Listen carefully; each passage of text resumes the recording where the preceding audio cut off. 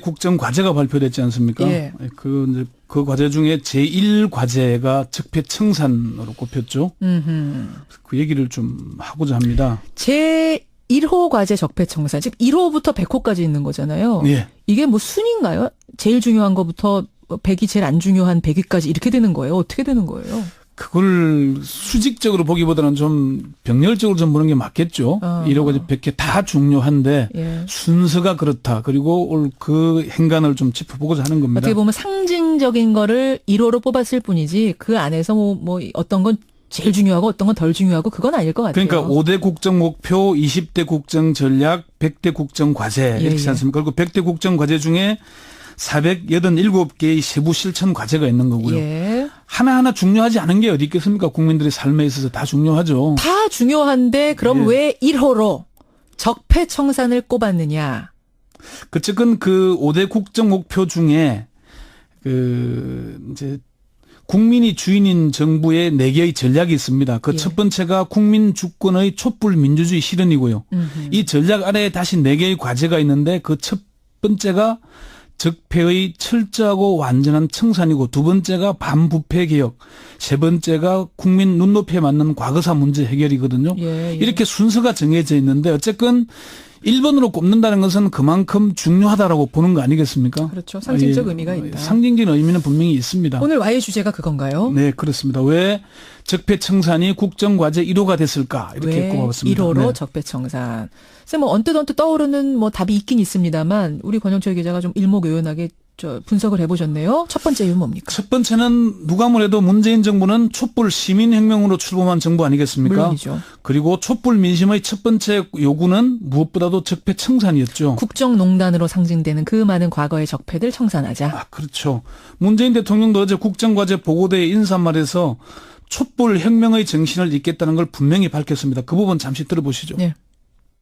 새 정부는 촛불혁명의 정신을 이을 것입니다. 국민이 주인으로 대접받는 국민의 나라, 모든 특권과 반칙, 불공정을 일소하고 차별과 격차를 해소하는 정의로운 대한민국을 만들겠습니다. 촛불 집회 과정에서 이 시민들의 가장 큰 목소리가 이게 나라냐 이거 아니었습니까? 그렇죠. 그러니까 적폐청산은 당연한 선택일 수밖에 없을 겁니다. 두 번째 이유는 뭔가요? 문재인 대통령의 공약 1호가 적폐청산이기 때문입니다. 국정기획위 정치행정국가 위원장인 박범계 의원은 적폐청산이 100대 국정과제 중 첫 번째로 정해진 이유가 뭐냐 이렇게 물었더니 예. 원래 적폐청산이 대통령의 1호 공약이었기 때문이다 이렇게 답을 했습니다. 박 의원은 다만 적폐청산 특별조사위원회는 설치하지 않고 각 네. 부처별 TF에서 국정농단을 조사하고 재발 방지책을 마련하게 될 것이다 이렇게 얘기를 했고요. 예. 문재인 대통령도 적폐와 부정부패 청산을 위한 조치도 시작했다. 대통령 주재 반부패 관계기관 협의회를 다시 가동하고 방산비리 건절 관계기관 협의회를 운영해서 국민의 여망에 부응할 것임을 강조를 했습니다. 예. 이미 뭐 국정원에 국정원 개혁발전위원회가 설치됐고 경찰도 개혁위원회가 설치되어 있고요. 문화부와 검찰도 곧 자체 개혁위원회를 구성해서 적폐청산에 나설 계획으로 있습니다. 두 번째 이유는 공약 1호였다. 세 예. 번째는 뭔가요? 적폐를 청산하지 않고서는 공직기강을 바로 세우기도 어렵고 나라를 바로 세우기도 어렵지 않겠습니까? 문재인 정부가 출범한 지 2달이 더 지났지만 아직도 내각이 완전히 꾸려지지 못하고 있습니다. 그렇죠. 공공기관에는 박근혜 정부 낙하산들이 여전히 기세등등하게 남아 있습니다. 예. 일부 공공기관에는 이른바 알박기를 통해서 혼란기 임기를 새로 시작한 곳도 여러 곳도 있거든요. 이게 무슨 말이에요? 알박기란요? 그러니까 이게 이제 선거가 뭐 임박했거나 선거가 예. 끝나거나 하면은 후임 인사를 하지 않잖아요. 그런데 선거 기간 중에 뭐 공공기관장을 임명하거나 선출하거나 하는 곳들이 많거든요. 아하. 전 정권에서 굳이 안 해도 되는데 딱 네. 박아놓고 나갔다? 그러니까 알을 그런 의미의 박아놓으니까 뭐 알박기? 빼지 못하게 그냥 그렇게 했던 것들이 많이 있죠. 그 박범계 의원은 국정농단 청산은 부패 척결과는 좀 차원이 다른 문제인데 국가 시스템을 사유화하고 인사를 사유화하고 예산을 사유화하고 나라의 기밀을 사유화했는데 이런 국정 시스템이 와해된 것을 바로 세워야 하지 않겠냐. 예. 그 시작이 적폐청산이다 이렇게 얘기를 설명을 했습니다. 그래요. 근데 이제 적폐청산이 제1과제, 네. 적폐청산 통해서 공직기강 세우겠다 이런 얘기가 나오면 네. 그럼 이거 뭐 대대적인 사정정국으로 가는 거구나 이런 생각을 하게 되거든요. 그런 지적을 피하기는 어려울 것으로 보입니다. 문재인 정부가 의도했건 의도하지 않았건 대대적인 사정 수사는 불가피하기 때문입니다. 일단 지금 방산 비리부터 시작했잖아요. 그렇죠. 예. 문재인 대통령이 이적 행위다라고 분명하게 언급을 했죠. 예, 예. 박근혜 정부에서 방위사업 비리 합동수사단이 대대적인 방산 비리 수사를 벌였지만은 성과는 미미했고 주요 피의자들은 무죄를 줄줄이 받고 있지 않습니까? 그렇죠. 그래서 오히려 방산 비리를 덮었다는 의혹을 받고 있는데 이미 검찰이 한국 항공우주 산업에 대해서 대대적인 압수수색을 단행했고요. 카이. 예. 이미 수사를 벌이고 있고요. 여기에 국정농단 수사 시즌 2가 곧 가동될 전망입니다. 이게 뭐 박근혜, 최순실 또 뭐 문고리 3인방 등등에 대해서 수사가 이루어졌지 않습니까? 예. 그 박영수 특검이 그런 얘기를 하더라고요. 어떤 얘기요? 1차 수사는 근본적인 국정농단이 핵심이었다. 2차 수사가 시작된다면은 부패가 주가 될 것이다. 이런 얘기를 한 적이 있습니다.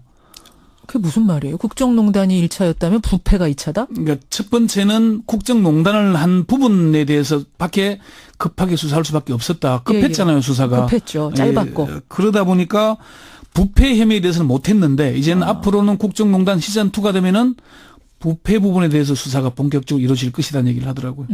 그게 이제 지금 그 박근혜 정부에서 생산된 문건들이 청와대에서 계속 드러나고 있지 않습니까? 예. 범죄 혐의 단서가 곳곳에서 노출이 되고 있습니다. 맞아요. 그래서 시즌 2가 곧 시작되지 않겠느냐 그런 얘기들이 있습니다. 근데 이게 잘못하면 네. 전 정권에 대한 어떤 정치 보복 벌써 홍준표 대표 입에서 나오지 않았습니까? 네. 정치 보복 쇼다 이런 얘기.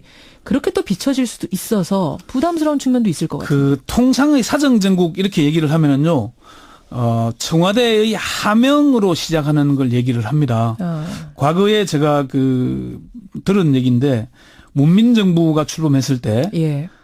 서울지검 특수부 검사들에게 정치인들의 명단이 배포됐다고 합니다. 그러니까 YS 문민정부 출범했을 그 당시에 사정정국이 대대적으로 이루어졌거든요. 그랬었죠. 그런데 이 어느 검사에게는 노태우 정부 황태자였던 박철원 전 의원의 명단, 예.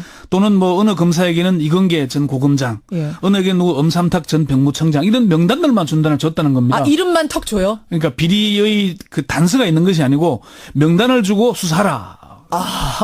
A 검사는 박철원 맡아. B 검사 이건계. 자, C 검사 엄삼탁. 이름만 딱 주고 알아서 캐. 아마 당시에 홍준표 대표가 아마 검사였을 겁니다. 그 수사에 가담한 걸로 제 기억을 하는데 본격적인 사정정국, 청와대의 일방적인 이게 아마 정치 보복이라면 이런 수사를 얘기하는 거 아니겠습니까? 예.